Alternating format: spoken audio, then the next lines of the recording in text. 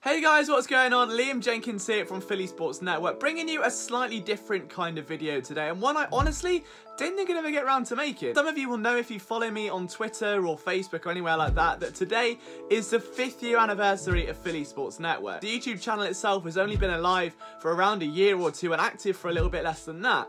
But Philly Sports Network started out 5 years ago today in this very bedroom, and I was 19 years old. Now I know I look about 15 and I sound about 15, but I'm actually 23. So I started this when I was 19 with the dream of, I guess, covering the Eagles and wanting to bring a difference to the Philadelphia sports scene. And 5 years later, we are on a trajectory that I genuinely didn't think we ever would be. To have such an incredible team of writers is just a blessing. The guys are absolutely amazing at what they do. And if you don't visit phillysportsnetwork.com daily, I know I'm a little bit biased here, but I feel like you should if you are into Philadelphia sports. We have writers at Flyers games, writers at Union games. I've covered the NBA in London, obviously the Eagles game in London, and this last month we had 200,000 views, which genuinely blows my mind. Just thank you so much. I'm going to try and save all the soppy stuff, but thank you so much to everyone. If you're not subscribed already, please do hit that button. It means everything to me. But to be in this situation where I'm still in the wrong country, I'm 23, I'm British, and to have people actually care about what I have to say, it means a lot. Like, when I first started this website, I had no idea it would get to this point, let alone achieve the things that it has. And it's just the most humbling feeling. And to know that we're now a part of your daily lives, it makes it all so worth it. All those long nights where I'm up until 5 AM when I've got work at 6, when I'm grinding down film tape, or I'm constantly reaching out and trying to build those networks. Like, interacting with you guys is my favourite thing on the planet. And just thank you for, whether it's reading my work, watching my work, anything like that, just supporting Philly Sports Network. It really does mean everything to me, and I wouldn't be here without you. This site wouldn't be here without you.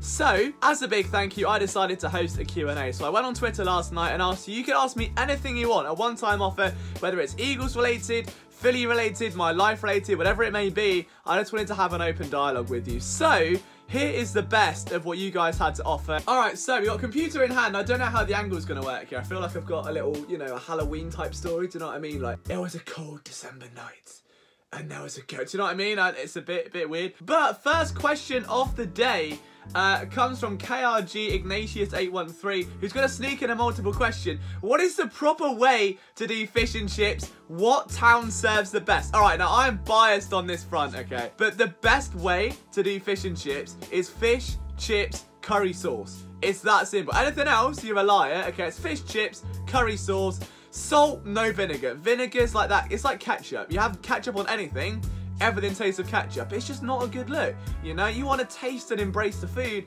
Salt's the way to do that. Now, where does the best fish and chips in England? I'll be biased because I live in a little seaside town. Sea, fish, chips. So I would say there's a town near me called Saunton, and there's a chip shop there called Squires.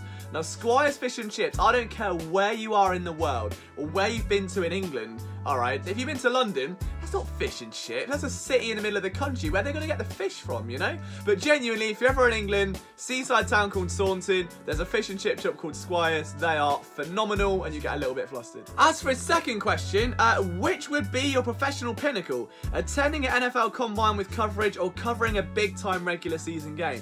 That is a tricky one to answer.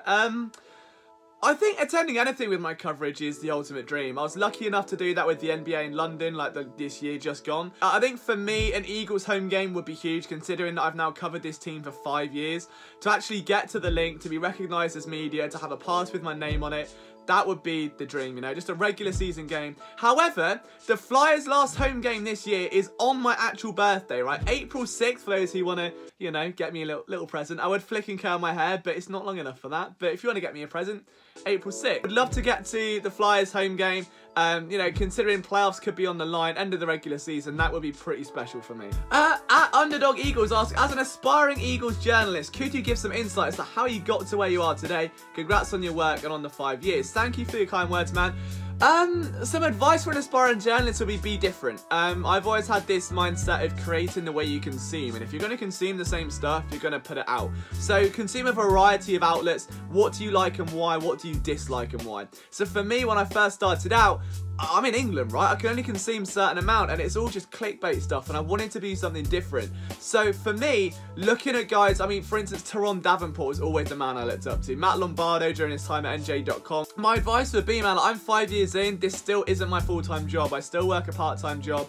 Just don't ever give up. Like, it gets hard, especially if you run your own site, because you're not just a journalist. You've got, I mean, I've got a team of 30 people now, roughly, that I've got to look out for as well. Look after their needs, whether that's press passes, whatever that may be. When the site breaks like it did last week, I'm the guy that has to fix it. I'm not a web developer. I haven't got a clue what's going on. Like, it's hard work. It will demand blood, sweat, tears, everything you've got. You will have to ditch parties, you'll have to ditch social events, you'll end up losing friendships probably, people won't understand it, they won't be on that wavelength or that same vibe as you, and you've got to weigh up what's worth losing and what's not. And for me, I genuinely went through a few years where everyone around me kind of just swayed off because they didn't understand how much I was willing to dedicate to this craft. So for me, I just say don't ever give up. If you want it bad enough, look at how you're consuming media. Where do you think, what's your skill set? What would you bring to the table if you're pitching this to a big site? Where is there a hole in that industry for your talent, for what you want to bring, and how can you make that happen? And just don't ever let go of that vision, man. If there's ever anything I can help with,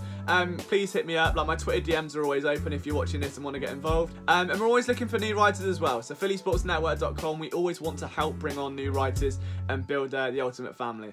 Tom Marion 11 asks, if the NFL were to bring a team to London, would you be a fan of that team over the Eagles? It's weird because I genuinely don't see myself as a fan of the Eagles because I can't, because I'm covering them. Like, if I have fan bias and I'm rooting for a player as a fan, then when I'm writing objectively, it doesn't sit well. Honestly, every game I'm watching, I'm sat there looking for the newest angle. Like, I'm looking at cornerback play, I'm looking at statistics, I'm charting the game as we go along, I'm live tweeting, I'm making notes about observations that I can later use in articles. So would I be a fan of a team in England? Absolutely, because football's got to come home, since England didn't do that in the World Cup, right? So, you know, I need a drink for that because that still scars me. But yeah, I don't think I'd be a fan of them over the Eagles. I think my heart's always going to be in Philadelphia, but I would definitely attend games for sure. Duncan and Emily Aston, I'm not sure which one of you submitted this, maybe it's Duncan. So it says, when, in your opinion, does the NFL just adopt Apollos because they're cooking fools in the AAF? And then, have you ever had Sheets MTO? Video on my channel where you can see my solution to the NFL practice squad situation and what's gone wrong. It would not surprise me to see them expand that practice squad to maybe 20 players, maybe 30, and have a practice squad league. Or alternatively, they could just poach players from the AAF. At the end of the day, their league CEO said that this is a development league and they want to help players get back to professional football. So if that really is the case, I mean, why would the NFL need to adopt a team if they're getting players come through the ranks to get back to the NFL anyway? If all you're going to the AAF for is to get to the NFL, then their job's done. Don't sleep on the XFL though. They've got some big name personalities in there, big coaches as well with a lot of heritage. I think that's going to be a league that really takes off and could maybe draw some attention of the NFL as to how they do things and maybe a slight rearranging of their league structure. Drew Shearer just says congrats. Thank you. That means a lot. I'm not going to not read that out. It's a very kind message that you sent and I really appreciate it. Alex Baker says, congrats on your 5-year anniversary. What has been your favourite moment and least favourite moment of doing Philly Sports Network? That is hard, man. That is really, really hard. My favourite moment, I'm going to have a drink for this because maybe it will draw out a response. I don't know. I think it has to be the NFL. It's either the NFL in London and experiencing the atmosphere of an Eagles game where the fans flew over and so many of you were so gracious in your arrival in London and actually knew who I was, which still blows my mind to this day, and came over and said hello. I think that experience as a whole, like that weekend, or the NBA in London. Being able to talk to Ben Simmons, to Kyrie Irving, to Joel Embiid, to these stars that I look up to every single night of the week that I watch on NBA, to actually be at an NBA game with a pass with my name on it, and for once to not be on a 5-hour time difference, where anyone that didn't make that trip to London was relying on me for those transcripts, or me for those quotes, or me for that material.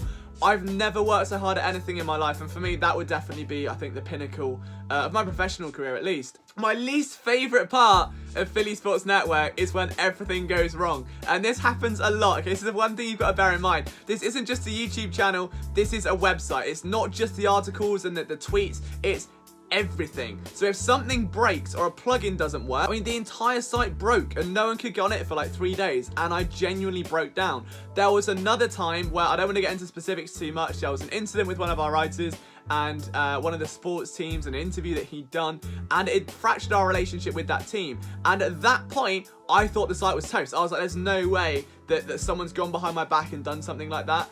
And kind of betrayed that trust, and then the team's going to obviously reflect that on me because they don't see the bigger picture. That broke me. I remember being in the kitchen in tears to my mum because I thought I lost it, and that was like 3 or 4 years ago. Obviously we survived, but I think the stress that comes with it, because it's not like you're just a writer sat there going, oh, I'm going to talk about Nick Foles or going to write about Carson Wentz, let's make a video on Nelson Aguilar. It's literally, you run everything, and on top of a part-time job elsewhere, on top of everything else, it can get overwhelming at times. I think I've got better at dealing with it, but definitely the behind-the-scenes stuff that no one ever sees stresses me out more. Like, my hairline's going back, all right, purely for that reason, I think, for sure. Lush Dragon says, you're the best man, hang tough. Also, chances of a big-time free agent.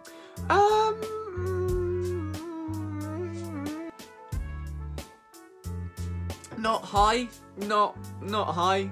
I genuinely just think at this stage the Eagles don't have the cap space to work with. They've let Nick Foles go. Jason Peters may or may not be back, despite the team speaking so glowingly. The biggest acquisition for me at this point would be potentially a name like John Brown. I would not mind seeing John Brown make his way to the Philadelphia Eagles, projected to be maybe like $6-7 million a year. Just don't be surprised. I think that would be the one name to keep an eye on. I remember you mentioning in the Jack Fritz pod something about you going to Philly for your B-Day. Are you going to have a meetup? Are you just trying to soak it in with family and friends? Guys, you are my family and friends. Now, this is where it all gets sloppy, isn't it? But truly, if I make it out to Philadelphia, that's April 6th. I don't know yet. I still need to get my passport sorted, see if I can get flights, hotels, how much it's going to cost, how much debt I'm going to be in by the time I finish. Like, there's a lot, I guess, of moving parts to it. I would love to. It would be nothing more pleasing than to make it to Philadelphia for my birthday. And of course, I would have a meetup. I spent the entire week would be a meetup apart from that game. I want to meet as many of you as possible, to shake your hands for giving me the time of day. So if you ever see me in England, come and say hello. If you see me in Philadelphia when I get out there, whether that's April or August or whenever, yeah, don't be a stranger. Like, I want to have as many meetups as possible. We're going to have some parties and hopefully maybe a few live podcasts as well. As You Like It says, what's your plan at running back for the Eagles this offseason?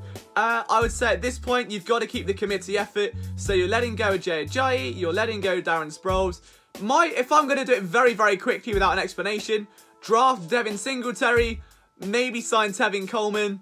Jobs are good in. You only need 2 or 3 running backs, and I think you can let Corey Clement, Wendell Smallwood, Josh Adams battle it out to the death in training camp, really. Number 2, your hog size. I mean, we could ask someone that's probably not gonna watch this. Big enough. As you like it. Big enough. Funny, because that's what they all say. As you like it. That's I should not be drinking and recording this video. Like, that's just not a good idea. Oh. I mean, I'm assuming by hog you mean something dirty, not an actual pig, because I don't have an actual pig. Kelsey Grammer asks, who do you think has the best shot at a turnaround season for the Eagles next season? Will you drop the gimmicky accent so he can hear you over tea and crumpets? Alright, okay. Do you want me to drop it as in, like, never do it, or do you want me to do one? Okay, I'll do one as an American accent and part of it in British as well, so you get both on that one, Kelsey, alright? I think the best example for a turnaround player in 2019 is going to have to be, I've got to think about this now, haven't I? Who's going to turn around for the Eagles? It's got to be Sidney Jones. With Ronald Darby out of the equation, Jones is going to be a bona fide starter.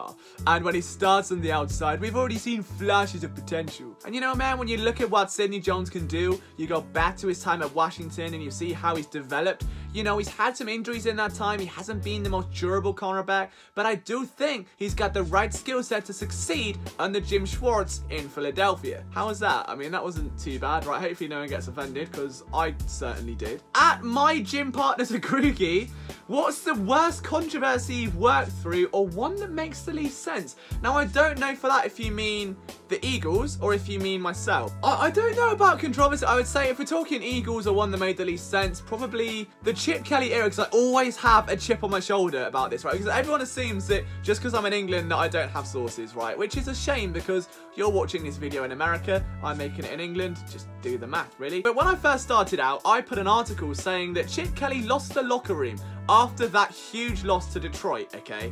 And I remember it so vividly because a writer for a very big outlet, who I'm not going to name because, you know, I'm bigger than that. I'm 6'3", I'm a giant, of course I am. He put out an article saying that, oh, people who've never even been inside the locker room are saying that Chip Kelly has lost it. As a real subtle dig at a then 20-year-old child, okay? And what happened several weeks later, ladies and gentlemen? Chip Kelly was canned. So, did he lose the locker room? I think he did. That would be the biggest controversy I think I've worked through for sure. But that's it for your questions. So thank you so much for submitting them, guys. That was a nice little Q&A. Hopefully this has been of value to you. And to me, again, just a massive thank you once more to family, friends, people who maybe aren't in my life anymore that have kind of played a helping hand in this. Like, I genuinely wouldn't be here without you. And to see the YouTube channel especially grow to 6,000 subscribers, to see our website be able to have real relationships with these teams now, where we're interviewing players, we're talking to prospects, we've got so much content, and it makes my heart sing. I could not be prouder of how far we've come, and the guys we have on board, they are the most incredible humans possible. And just thank you to you guys as well. Like, I've never seen a more passionate fan base, and when I was 19, 20 years old, I was ripped to shreds, don't get me wrong. I mean, you kept me honest, but at 23, I'd like to think I've earned a lot of your respect by now, and you've given some time to me, and I've given all of everything I've got to you. So, you know, I'm still getting your tea and crumpets comment every now and again, but I love it, man. I love what I do. I love this website. I love every single one of you for taking the time out, watching what we do. If you've liked this video, please hit that thumbs up. If you haven't, don't. And we'll see you next time. We'll see you shortly, actually, on Friday for another episode of The Outside Insider. And until then, just have a great week, guys, and thank you for helping turn Philly Sports Network into what it is today.